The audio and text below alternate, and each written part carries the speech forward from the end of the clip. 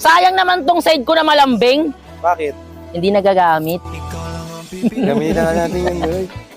Ang hirap naman maging acidic. Isang higop mo pa lang ng kaping matamis. Bigla kitang namimiss. Wala nang hininga.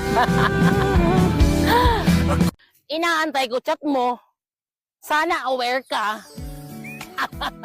I'm waiting. Huy, kamusta takbo ng buhay mo? Anong takbo? Nakaupo lang ako maghapon.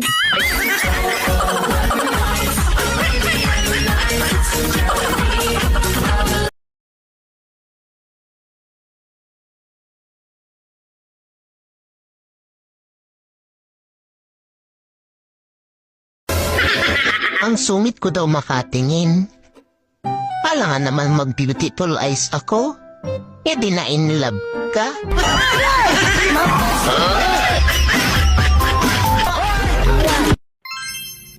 Kaya pala kumakabog ang puso ko.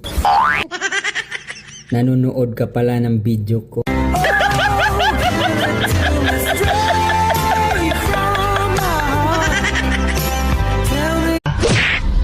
Anong sabi mo? Hindi ako mabait? Oh no! Mabait kaya ako? Hindi lang tayo close. Kumanta ako kanina tapos nirecord ko yung boses ko. Grabe. Mas maganda pala kung nanahimik na lang ako.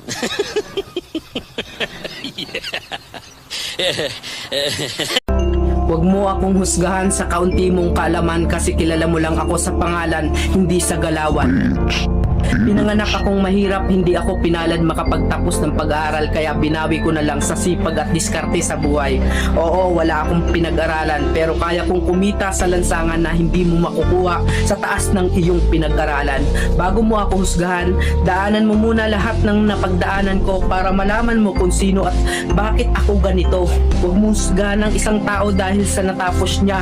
Dahil minsan, kahit yung mga taong hindi man humahawak ng diploma, daig pa nila yung nakagraduate ng may corona. Bawat tao may kanya-kanyang kwento sa buhay. Kaya bago mo sila husgahan, alamin mo muna ang kanilang pagkatao at tingnan mo muna ang sarili mo.